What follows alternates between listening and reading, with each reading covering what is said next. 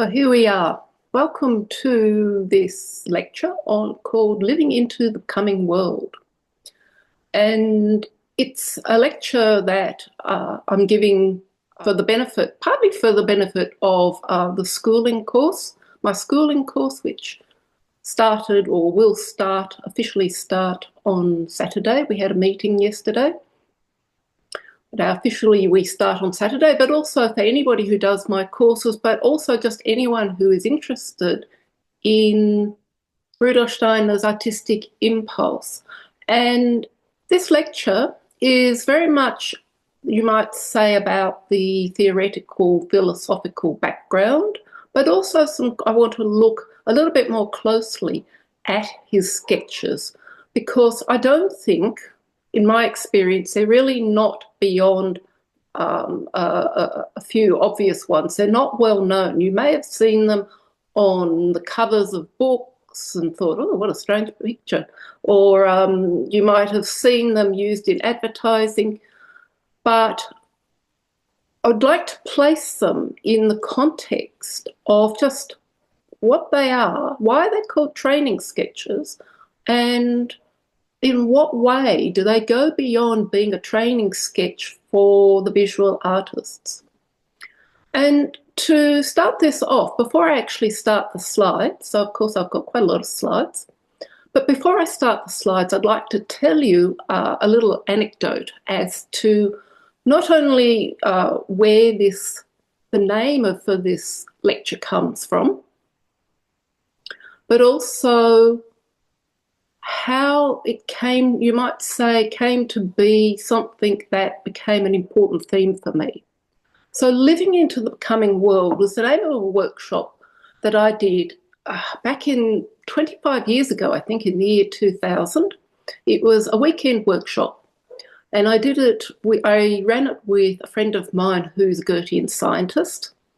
And we did 2 full days of drawing and sketching and observation and contemplation.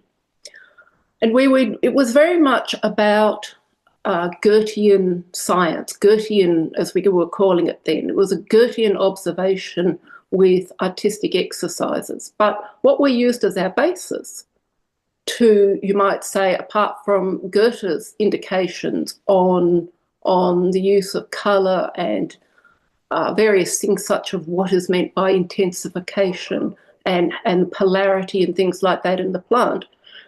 We built the work, the 2 days, around these 2 motifs, these 2 pictures given by Rudolf Steiner as the very first preparatory exercise in the book, How to Know Higher Worlds, which outlines, as I'm sure most of you, if not all of you, know, it gives an outline of how to start upon a meditative path for developing higher faculties. And the very first exercise is built around a sunrise motif and a moonrise motif. So what we did is, in conjunction with that sunrise and moonrise, of course, I'm actually got this the wrong way around, I realise.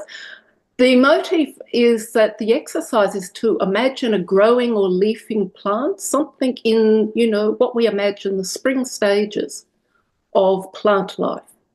And then you build an inner picture then of the dying, wilting, fruiting, seeding plant in its autumnal phase. And when you meditate strongly upon these, then you will have arising as a kind of a sense of an experience of what happens when you contemplate a sunrise and what happens when you contemplate a moonrise. So we built the 2 days around this. So we spent the first day, we encouraged everybody, this is my memory of it, it was 25 years ago, but we encouraged everybody to have a look at a sunrise before they came to the workshop. And then when they arrived at the workshop, we had filled the whole room with plants in their blossoming, leafing, in their spring stage. So the whole room, all kinds of plants that we'd collected from both our gardens. And we spent the day drawing and painting all these different, choosing different plants and talking about our experiences.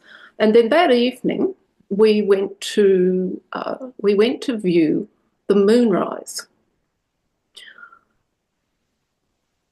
I think we had organised the weekend so that there would be a clear view of the rising moon, or what we thought would be a clear view. But I'm told that in actual fact my memory is a bit incorrect. That in fact it was a bit cloudy that night. But my memory is that we did. And I remember it was in Sydney and we're standing out at the heads at Vaucluse and waiting in the darkness for the moon to rise. And to try and capture something of that experience of what it is when the moon rises. What do we experience in our soul life? And then the next day, when we came back to the workshop, when everybody walked in to start the drawing and painting exercises, we had cleared away overnight, we'd cleared away all the blossoming spring-like plant life, and we'd put it in this little office beside the room where we were working. And instead we'd filled the room with all these dying, rotting, dried out plants in all different stages, some that were just starting to die, some which were quite well rotted. I remember it was quite fun to go around looking for all kinds of plants that were either in the rotted phase or either in the dried out phase of their existence, depending on what kind of temperate zone, or what part of the garden, or what kind of plant. And then of course we spent the day working with that, and then we discussed those experiences. But the experience that really struck me was at coffee break on the second day. I went into the little office where we'd put all the other plants, because I went to get something from there. And as I opened the door, everybody was walking past me. And as soon as I opened the door, we all got this, we were almost hit with this blossoming, fruiting, blossoming, flowering, leafing, spring-like experience through the door, which was really very strong. I remember it's stayed with me 25 years later, when I can hardly remember the rest of the workshop, but it stayed with me, the impact that had of having spent only just a few hours immersed in drawing rotting and dying and fruiting autumnal plants, the experience when I had spring suddenly presented to me and the effect it had on my inner life. And it must have had on the other people, because everybody went, oh, like that. And that stayed with me, because it's very, very typical for us to, certainly in anthroposophical circles, in Steiner schools, to work with the cycle of the plant, or the cycle of the day, or the cycle of the year. We have the calendar of the soul, which a lot of people use, a verse for every day, connecting us with nature, bringing us in earthly connection into the cosmic forces of nature. And that takes one through, of course, the cycle of the year in a rhythmical flow.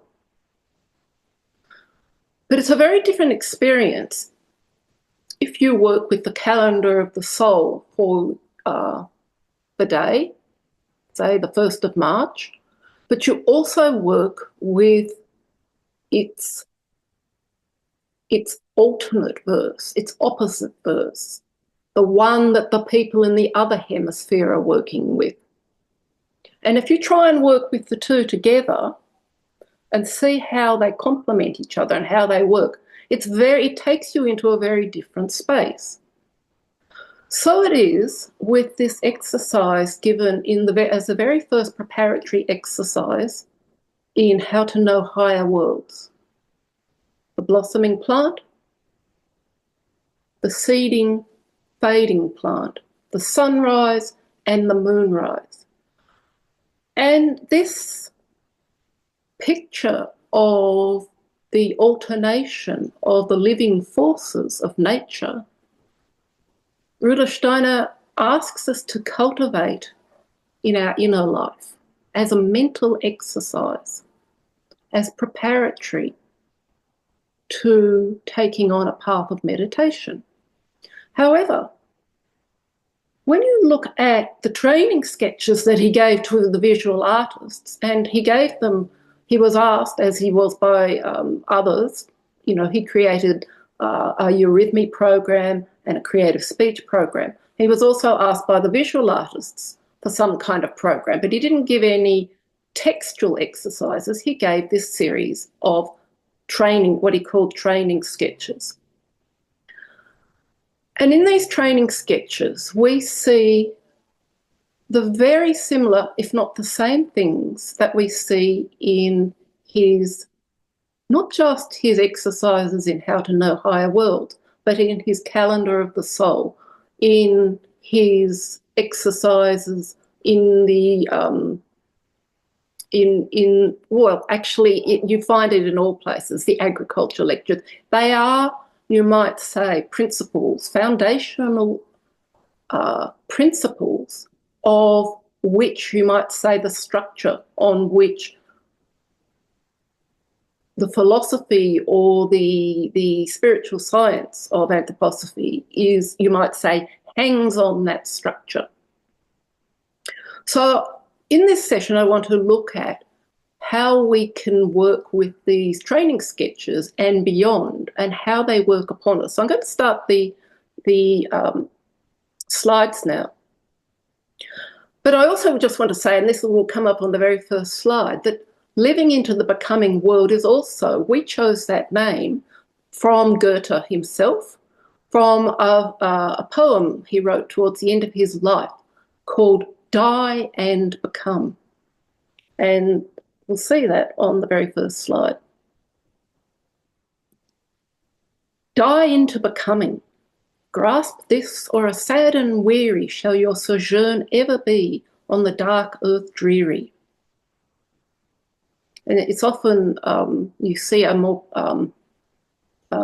kind of text, a more, prose version. They say, die and become, or you will, your time on earth will be dark and dreary or pointless, or you will have lost your opportunities. As I said, it's actually written towards the end of his life. So that was where we got the name from, for living into the becoming world. But also it sums up the whole Goethean approach, the whole Goethean phenomenological approach to not just nature, but also into the human and cosmic life itself. So just to look a little bit more closely at what an excerpt from How to Know Higher Worlds, just to clarify this exercise. Rudolf Steiner talks about how if you work frequently with these exercises, you will develop a new kind of inner life. And if your attention is frequently fixed upon the phenomenon, it should say, of life in its sprouting, thriving growth phase, but also on its withering, wilting and dying phase, then you will have the experience, and it follows, and this isn't always in the English translation, that wherever the human being turns his gaze, you will learn that such processes are simultaneously present. So even as we look out into spring,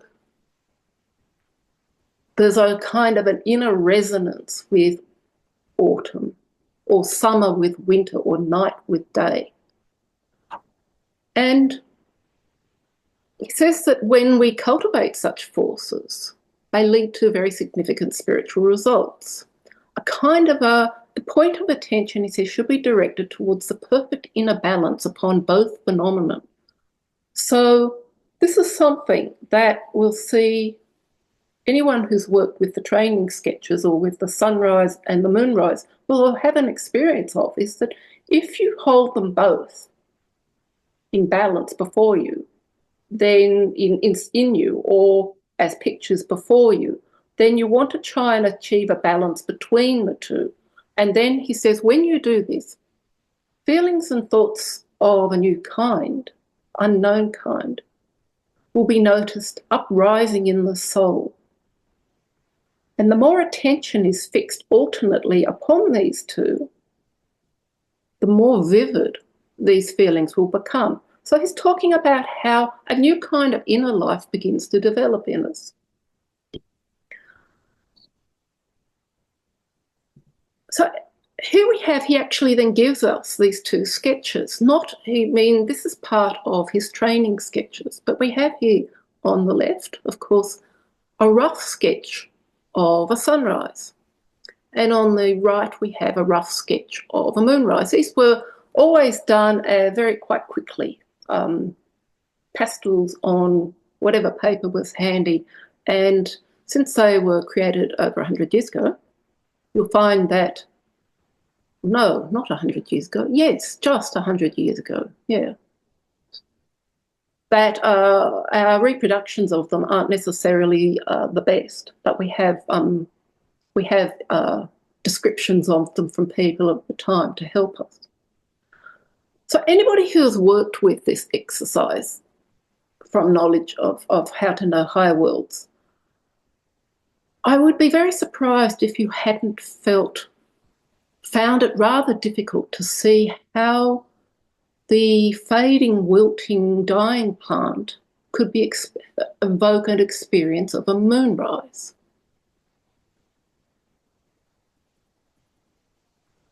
It's not the obvious thing.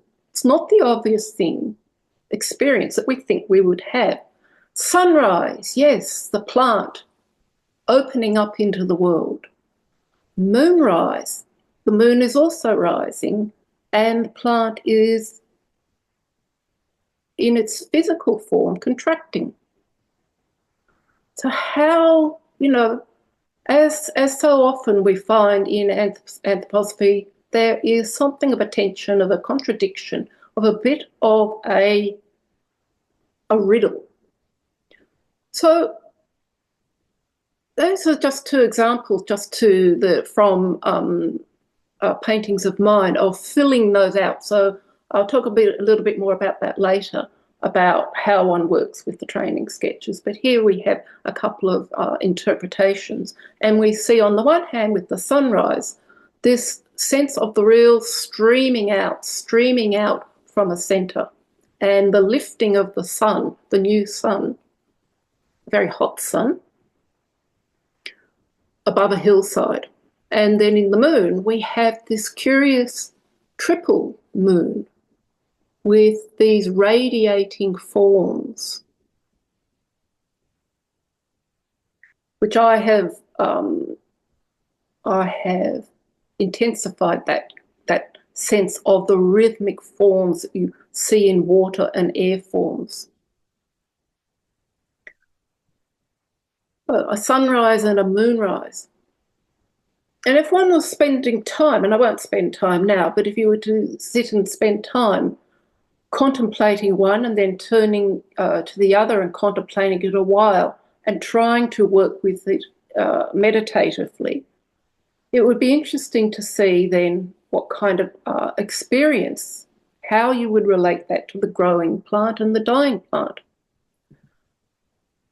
By contrast, we have the sunrise here and the sunset, which we might think would have been the more obvious choice for the plant in its latter part of its life. We have, by contrast to that radiating light outwards, we have that sense of this warmth dropping back towards the earth. Well, that's the idea that it's supposed to present, this kind of feeling of the weight of the red coming down into the darkness. So it's a very different experience, isn't it? Moving between these two to what it was like to move between those two. So we have then a kind of a bit of a riddle as to what are being asked to develop. It's not going to be easy. It's not going to be easy like, oh, yes, I know a sunrise. Oh, yes, I know a sunset. It's going to demand something a little bit more of us. So what in How to Know Higher Worlds he's asking us to do is to recommend doing these exercises to cultivate the life processes that you see of the sunrise and the moonrise consciously as mental exercises. By working with them, building up mental pictures in our mind's eye. And gradually, of course, this has a strengthening effect on our soul life. But it's also, as it says, these gestures are always simultaneously in play. And these life processes, which can be seen everywhere, they underlie all consciousness. So they're not just in the nature world, they live within us as well. We are part of those processes, not just as a human being in the earthly world, but also a human being as a spiritual being. The whole human consciousness has works, they are, as it says, underlying all of our consciousness. And this is very important, as we'll see a bit later, for the development, for what happens in our soul life, in modern life. So just a bit first, let's spend a little bit of time with the training sketches. So here are the 9 trained sketches. I'll start with these, and these are the main ones I'm just going to look at, because these are the very first sketches that Steiner gave to the visual artist, actually to an artist called Henny Geck. And she went away and worked with them and developed a painting school out of them. And in the first one, of course, we see that sunrise, and the one beside it, the moonrise. The sunset. And then the third in the series is one called the shining moon. Then we move on to one called the blossoming trees. But in actual fact, that's a shortened version. It's actually got a longer name. It's called the blossoming fruiting trees. And then we have the summer trees, and then the moonrise, and then the moonset, and then another sunrise. We come back to a sunrise and then back to a sunset. They are a sequence. They're not supposed to be painted separately. They are to be painted as a series, as a sequence. And it may not seem like an obvious sequence. Yes, it starts off okay, sunrise to sunset, moon, so we have then this phases of the day and the night of the 2 cosmic bodies of sun and moon. Then we move to a seasonal aspect, but we've actually got in this one blossoming and fruiting, spring and autumn, and then we just have summer trees. So summer trees is the fourth, it's the middle sketch, it's of the 9.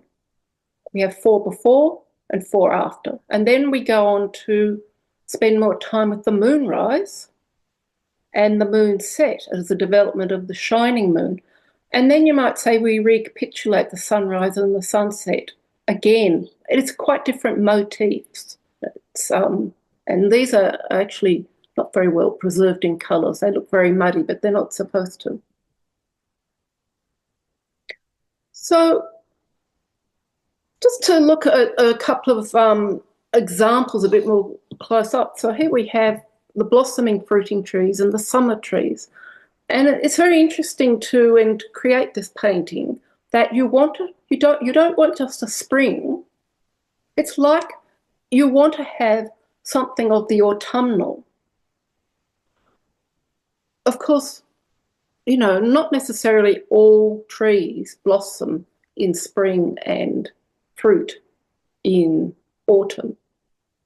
But what we do have, you don't generally, and there's always exceptions, you don't usually have, fruiting usually belongs to the second half of life of a tree or a plant, and blossoming belongs to the early part. And here we're being asked to put them in the same sketch. So it's almost like the exercise, that first exercise from Knowledge of Higher Worlds, is placed in one sketch.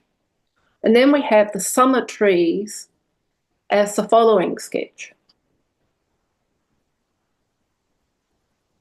So another example, and this is from the 7 training sketches.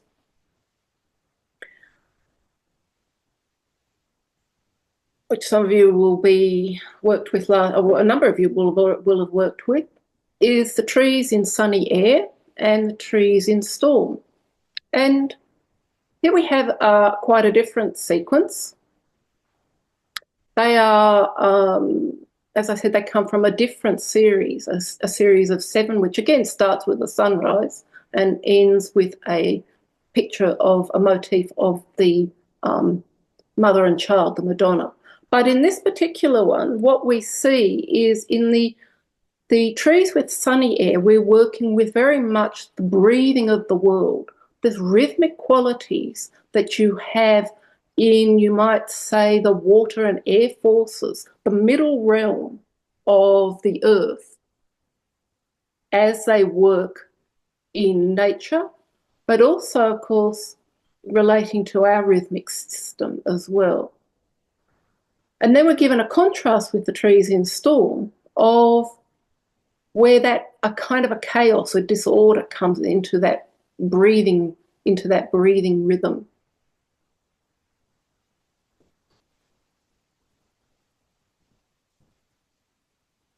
So when we see then, going back to these 2 original sketches, we see that what has been presented to the artists is a sequence, or the 9 training sketches and the 7 training sketches particularly, are about rhythmical living processes as inner processes in ourselves, as mental exercises to be cultivated. And the thought is, you might think, well, why do I need to cultivate these?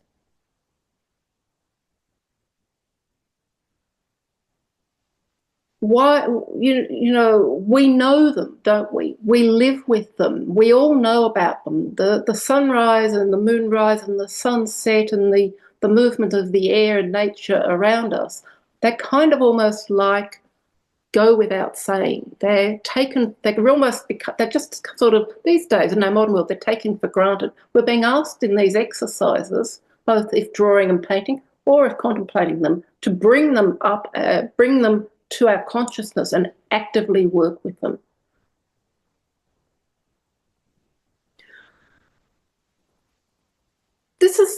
There is a whole sequence beyond those first nature moods. We start with the nature moods that he started, as it says, first one he gave was in 1922, and the last one he gave was in August 1924, only about 6 months before he died.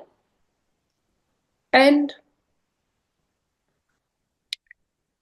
this is given in one book that I have, but in another book I have, they give us a slightly different group. They aren't necessarily beyond the nature ones. I'm not sure if you really need to work, I haven't anyway, you need to work with them in exact order. But nevertheless, we see a whole sequence here, having started off with nature moods, and the 7 training sketches are a kind of a counterpart of the 9 nature moods, but for high school students. They were given to the teachers to work of how to work with high school students. But after that, they go from nature to working with the spirit form of the human being, and the whole group of motifs, of sketches and different pictorial motifs about the soul, the physical soul and spiritual form of the human being. And then we have a number of very interesting pictorial compositions, some of which, some of you worked with me with the 3 Kings motif at Christmas time, and some of us have done the St. John's summer mood, and then there are other ones in human beings. So you might say it's almost like a picture book of what the human being is about in relation to nature and the cosmos.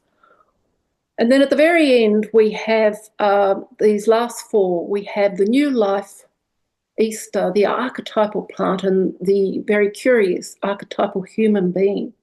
So it's almost like a kind of a summing up of the whole sequence, that we have a birth, a Christmas theme, and a death, an Easter theme. And then seemingly we almost go out of time to looking at a picture of the archetypal plant and then the archetypal human being.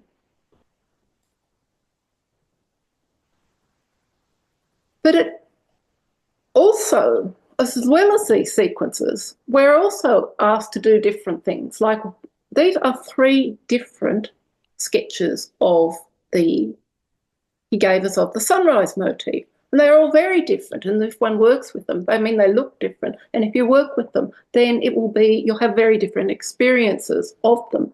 First of all, part of it is the riddle of what am I actually working with here? And then starting to get a sense of what are the living forces behind it. So nothing is ever easy, is it? It's not just, we can't just say there's one sunrise and sunrise has one gesture. There's different kinds of formative forces, different living processes happening in different ways of looking at it. So we never want to get fixed into there being one way of doing it. So then, just to look a bit more closely, we have the threefold human being, the human in spirit, the middle one, and the one on the right, the spirit in human. And so my Friday course is going to start with this tomorrow afternoon. We're going to spend 14 weeks just on these 3, exploring these 3. And unravelling their secrets and posing new riddles and questions about them. And then just to give a close-up of those last 4, as I said, the whole training sketches ends with a birth, a death and rebirth, and then these 2 archetypal pictures.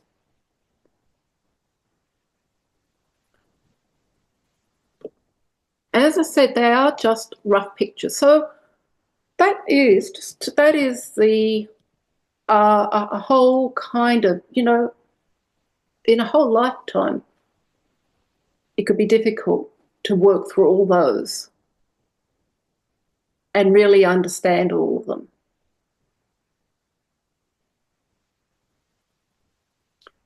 And nevertheless, this is, the artist Gerhard Wagner did several times over. But for the rest of us,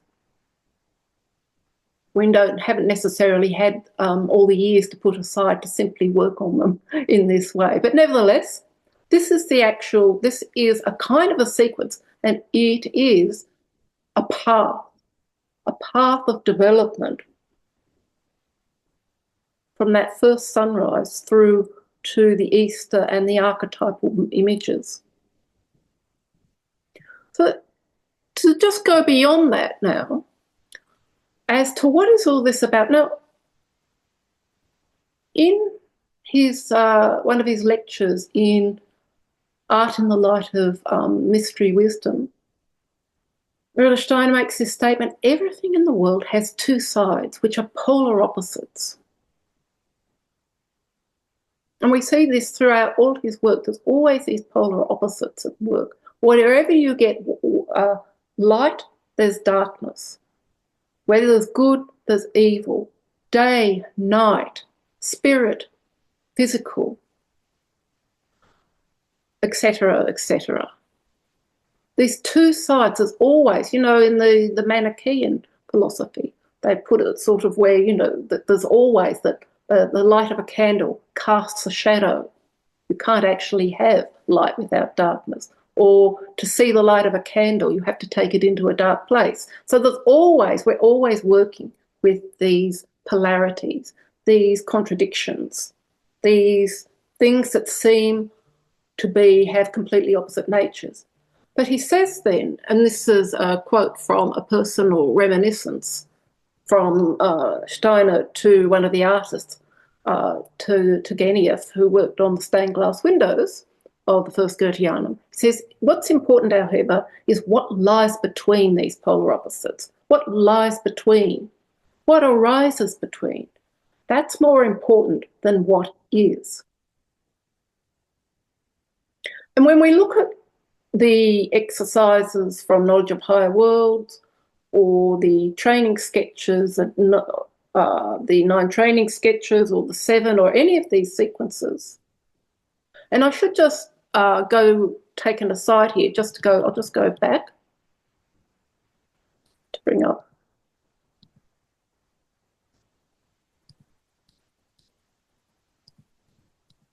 Oh, that'll do there. Is that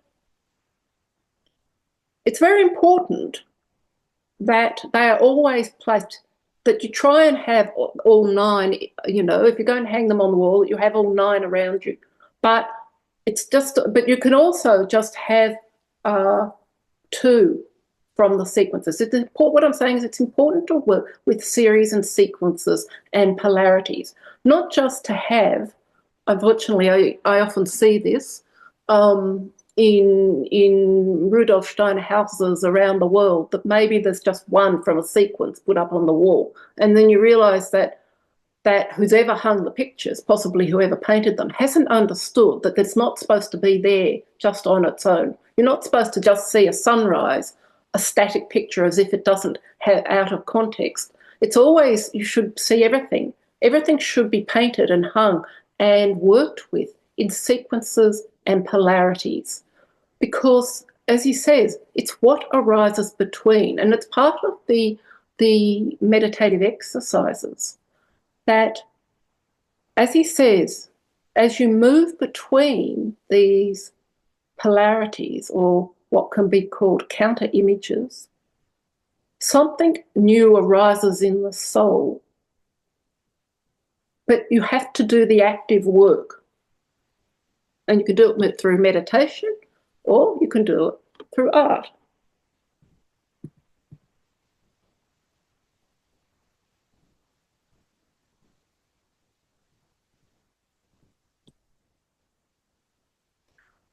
So then just, you know, when you work with these polar opposites and you work with what lies between and what arises between, something like the training sketches, the 9 training sketches, then gradually appears like a path. You know, what doesn't necessarily make sense with your head in the doing of it. And I'm quite sure that those of you who have gone through, say, the 9 training sketches with me would agree, or say it in your own words, that to work, by the time you get to the end, you feel like you have, in fact, gone through quite an extensive process of working with living nature, of working, as it says, with this living creation of the weaving and working of world polarities. And this is a very important point when working with these polarities, is not to see them as irreconcilable. Yes, they may be contradictory or seem to have contradictory processes or appear to us as riddles, but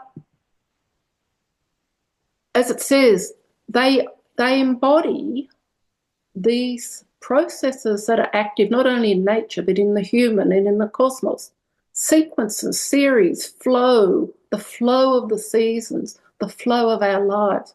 But also within that flow, we have these polarities, the complementaries. I haven't even touched on the colours, working with the colour aspect of any of these motifs. What are called the counter colours, the counter images. And these bring up these tensions, these contradictions, not only these tensions in the artwork, which is what the aim is, but they also bring up these tensions in the soul. And anybody who starts working, of course, in any artistic form will always reach, sooner or later, a point of tension in the soul. And that is, in fact, human nature. And it's desirable, you might say, in order that we become conscious to work with these processes. And in fact, sustaining contradictions has always been seen as a very important part of any path of inner work, of sustaining contradictions through meditation. And Arthur Zients, the first quote is from Arthur Zients, who is a physicist, an anthroposophical physicist and Goethean scientist who, in the latter part of his life, has been very active in developing a meditative path, or what he calls the contemplative path of inquiry. And he talks about how, on the fourth stage of his contemplative path, that is important to work with sustaining contradictions. Because there's this tendency in us when we have contradictions, or two parties who disagree, to try and resolve them, to try and find what often might just be a compromise. And yet life itself is an irreconcilable picture of complexity, and these complexities is out of which our identity emerges, says Zients. Because when we deny that complexity as a society, we quickly decompose into warring ethnic and religious factions vying for dominance. Yeah, we all know, we can all see that everywhere in the world around us. This is right, that's wrong, this is good, that's wrong. Yeah, it's the tensions in our modern life becoming more and more, you might say, in our faces. We can't ignore them in the world around us, as we can't ignore them in ourselves. And in fact, to digress, when looking at the development of the soul life, Rudolf Steiner says that in the modern world, the experience of the split soul, of feeling split from your own parts of your own soul life, is almost like a picture of what it is like to live in the modern world, in what he calls the consciousness soul. And the second quote from Thomas Merton, whose works you might know, who he died, I think, back in the late 1960s, but he was a monk, a Trappist monk, whose writings became very popular in the 60s, particularly in the sort of the hippie movement and everything. And he says that contradictions have always existed in the soul, but it's only when we try to analyse them rather than living with them that they start to become a constant insoluble problem. For him, we're not supposed to resolve them, but live with them and rise above them, and then learn to see them in light of their exterior and objective values. So we have two different pictures, to add to Rudolf Steiner's picture, of the role of working with contradictions and riddles and complexity, irreconcilable riddles. And this is where something like working in art with the training sketches is, you might say, it seems to me anyway, a kind of I was going to say it's a beautiful path, but I'm sure anybody who's spent a lot of time working their way along this path won't necessarily call their experiences beautiful. But nevertheless, it's certainly a way of working with contradictions and complexity and riddles in a way that doesn't throw us back on our own everyday self all the time. This is Arthur Zients' lemniscate of attention, which appears frequently in any of my lectures. But it is that picture of learning to work in, say, meditation with focused attention, and then letting go the focused attention to work with open monitoring or open receptivity. But then also further along, as he says in his stage 4, learning to hold both attention and openness, centre and periphery at the same time. So then, what are these training sketches? They are these series of 22 plus motifs, depending on which ones you add on to the artists, in the form of rough sketches.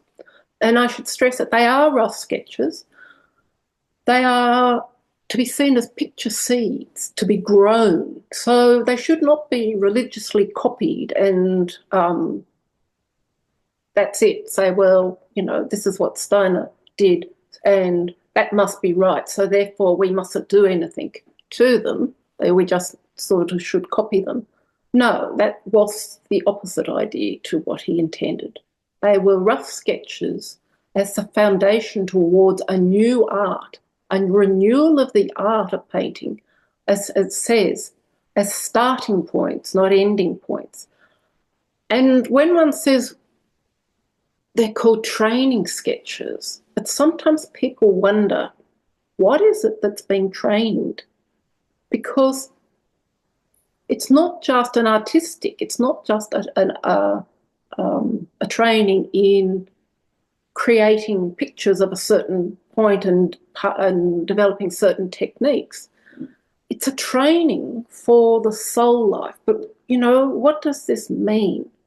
Well, I've given a bit of a picture, but in what way can they actually, to be a little bit more specific, how does working with these sketches, and then one can extend that to working with the motifs as imaginative pictures in meditation. You don't necessarily have to work with them with painting and drawing, but probably, I would imagine, working with the two together would be more fruitful than perhaps working just out of meditation. I don't know, that's possibly just for me. I would find it good to work with both at once. I should say, find it. So what do? They bring us more deeply into connection with nature, with the ever-changing world of nature. We start to become awake to the processes around us. We start to see them in a different way.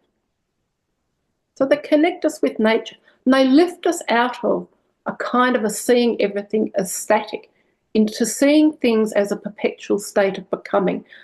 And anyone who, I just immediately thought of the people in the course that I was doing last year on a conversation with your garden, and people working intensively on observing their chard plant or their bird of paradise plant, and suddenly going, oh, yes, I see all that, you start to see it. It starts to become almost like a living being. But as well as that, it started to live within people. And there's this lovely phrase from the poet Rilke, this little poem which I like to use a lot, where part of two lines say, the birds fly through us. I who wish to grow, I look out, and inside me the tree grows.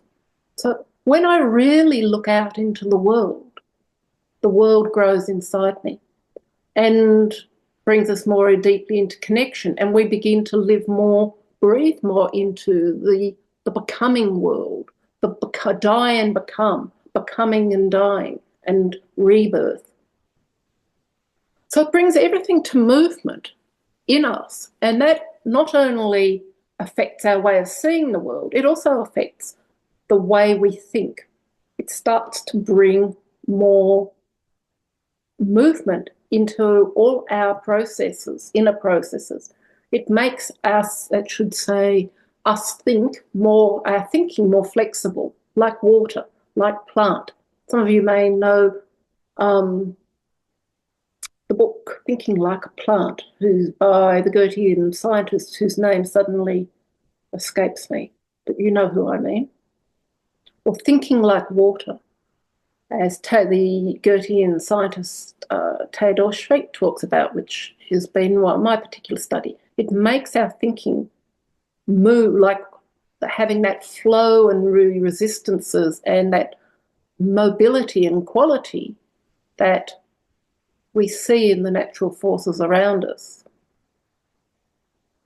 And it helps get us out of habitual thought patterns, thinking, because constantly working with these riddles, these contradictions, these things that aren't necessarily obvious, to our rational mind of how they work. So we learn that existence then becomes a continuous flow of events, and this emergence of new phenomena can arise. So in this way, if one is working with the training sketches as an artist, you see new possibilities in your plant life, in your artistic life growing. You start to see new ways of working with your artistic practice, new ways of doing things, new ideas. So Dine very much becomes about the dynamic nature of reality, not just the nature around us, but all nature, the nature of existence. But also, so we then have that learning to work more consciously in the flow, but also working more consciously in these sustaining contradictions, which leads to this cognitive flexibility. So Alpha talks a lot about that in his meditative path, how holding contradictions, holding polarities, and moving between the two literally brings about a more fluid mental processes. And this in turn working with these counter images, strengthens our I, the way our ego works in our soul life, right down into our physical body. This is the experience one can have if one works continuously and intensively, or even not so intensively with them over time. So working, breathing. Margareta Hauschka, the doctor who developed also the rhythmical massage program, also set up a whole artistic training based around, you might say, breathing. Painting as an exercise in breathing. So the soul begins to breathe. We begin to connect more strongly with the life forces. And anybody who works with drawing, dynamic drawing, and drawing the movements of the four elements will immediately have that experience of you start to feel inwardly moved. You start to feel things start to shift.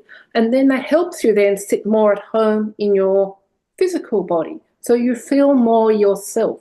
So on the one hand, we have, as Zion says, a development more of one's own identity, but also then this sense of being more at home in the world. Goethe liked to use this phrase, becoming at home in the world. So just to bring this to a close, in the lecture I gave this time last year to the schooling course, I talked quite a lot about digital technology and generative AI. So, and how art sensitizes us to these living forces, that generative AI in particular, digital technology is constantly trying to, I'd say, undermine, but almost virtually kill off. Now, a year down the path, it would take, to talk about where generative AI has gone and how it's become, how it is trying to infiltrate all aspects of cultural and social and life in general, is really almost beyond what one can give in a lecture. So, but nevertheless, working with art, working with these living forces, either in meditation or in art or in eurythmy or in some way, is constantly acting, you might say, as a way to work against the forces of the deadening forces of digital technology and the drive of artificial intelligence to, you might say, kind of replace human intelligence. Really, it speaks to what it is to be human, trying to undermine what it is to be human. So just to wrap up, everything has two sides, which are polar opposites. And This is some little excerpts, quote excerpts from the lecture on moral experience of worlds of tone, colour and tone in art of sin in the light of mystery wisdom. The human soul should acquire reverence and devotion for the spiritual world, but also do energetic work on our inner life. That is the opposite pole of reverence and devotion. Inner, active inner work. It's not enough to sit back and read lectures, listen to lectures or read books, and yes, say, oh yes, isn't spiritual life wonderful?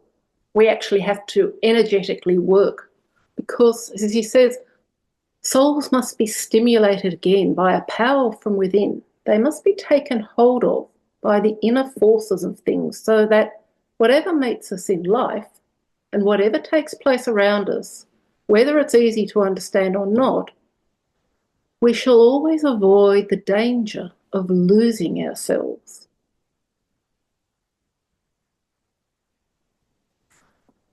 So this is, you might say, just to bring it back to these training sketches, and in fact, the idea of art as being a path of schooling for the soul. It's this, and how it strengthens. It brings about this ordering of the soul life by connecting it with the life processes and strengthens us so we are more ourselves, more stronger in ourselves and in less in danger, as it says, of losing ourselves to the world or losing ourselves from the world. I'd just like to stop there, finish there. If you haven't if you're just starting out on this, it probably thinks, oh my goodness, what an awful lot, but you only start with the very early steps. You just start with, we just start at the beginning. And as you see that it's quite even just a 2-year schooling path, is only just starts with the basis. But I wanted to give a little bit of an overview, not just for people doing the schooling course, as to this huge kind of process behind what the anthroposophic approach is, you might say, built upon.